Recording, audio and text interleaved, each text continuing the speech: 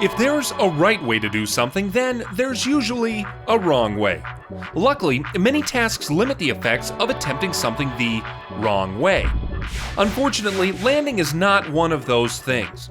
Mastering the normal landing, and especially the crosswind technique, is challenging.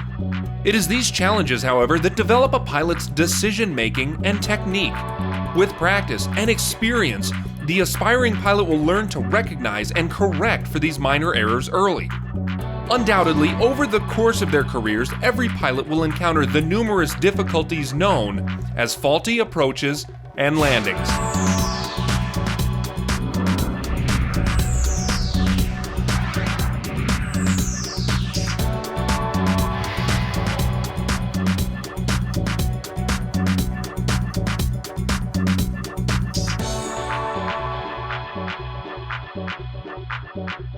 While this video will contain content on how to recognize and recover from a variety of situations, one cannot stress enough the importance of recognizing when to perform a go-around. Landings are not meant to be saved. With the immense number of variables present in any given approach, pilots are tasked with evaluating and correcting any changes that occur in the approach path.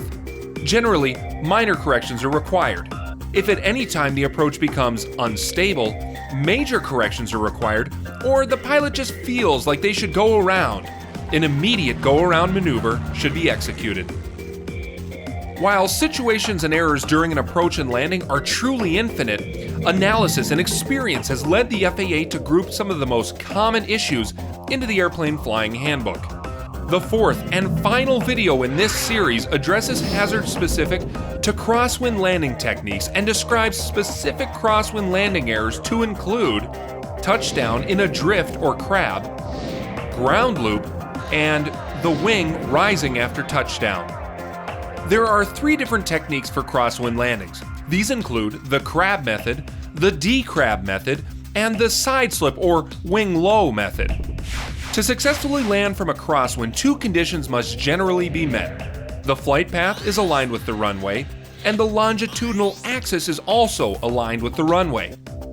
To align the flight path, the crab method relies on the use of thrust. Point the nose into the wind. The side slip method accomplishes this by pointing lift into the wind by using bank.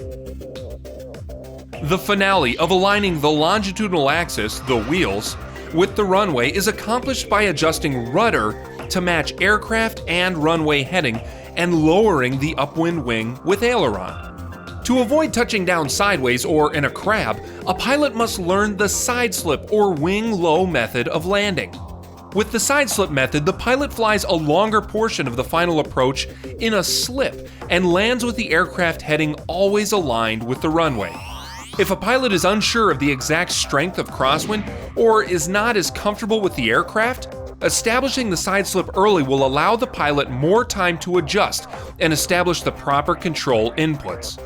Using this method causes an increase in drag, and the pilot must have to adjust pitch and power settings to maintain the appropriate airspeeds and approach path. As the aircraft slows during the approach and roundout, it will be critical to smoothly adjust and increase control deflection to accommodate for less control effectiveness at slower speeds. Now, combining the concepts of both the crab and side slip methods leads to the D-crab method.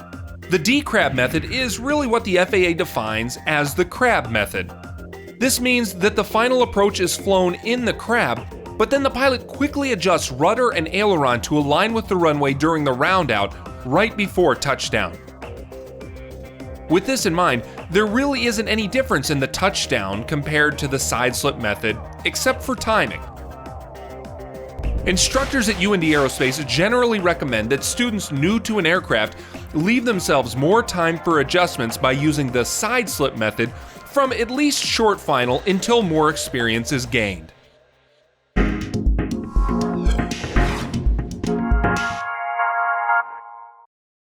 During touchdown, if the pilot fails to completely align the longitudinal axis with the runway, meaning they land in a crab, or if they fail to correct for lateral drift, extreme side loads can be imposed on the landing gear. These side loads can increase the chances of loss of directional control and structural damage while landing. Ultimately, if these events occur, the effect on the aircraft is usually the same. As the wheels touch down, the downwind wheel resists the side load. As this occurs, inertia tries to tip the aircraft further downwind. With the crosswind acting on the fuselage and the wings, the aircraft is also yawing into the wind, causing further side load and drift. If the aircraft does touch down with a side load, the aircraft could bounce, lose directional control, or perhaps ground loop. While a go-around is advised, the pilot must gain and maintain directional control for a go-around to be successful. To do this, the pilot must apply aileron into the wind to lower the wing and rudder control to maintain directional control and regain runway alignment.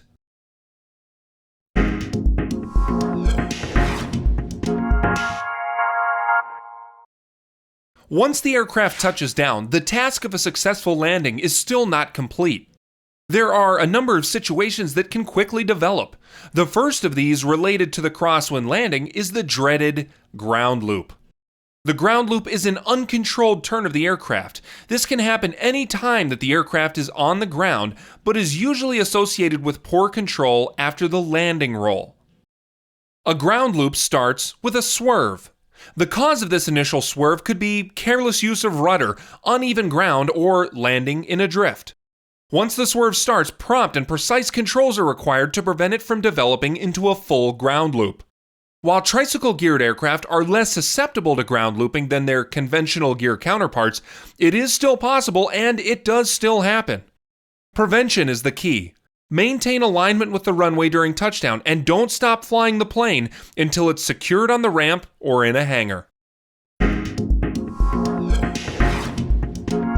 While the ground loop and landing in a drift or crab tend to be issues related to proper rudder usage, proper aileron control is also essential to successful crosswind landings. In fact, both of the previously mentioned hazards can be exacerbated or made worse if the upwind wing is allowed to rise after touchdown. What this hazard illustrates is pilot control use. It is common to relax once the aircraft is on the ground.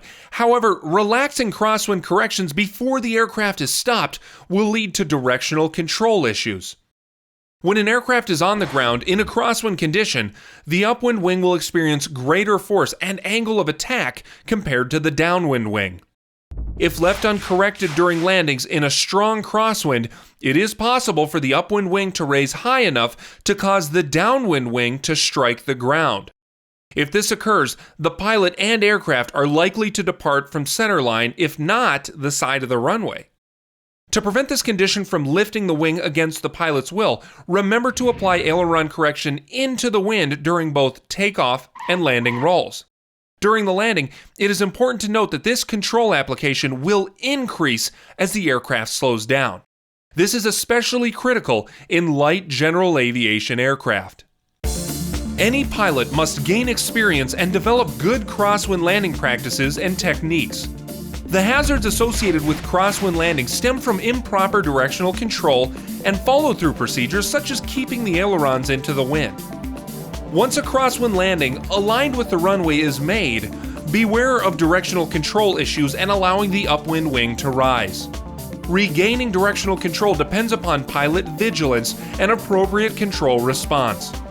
Crosswind landings pose a challenge, but with good execution are extremely rewarding. All of us at UND Aerospace hope that you've enjoyed this entire Faulty Approaches and Landings series. Stay tuned for more original UND Aerocast training episodes, and as though you thought I wouldn't say it, have fun and fly safe.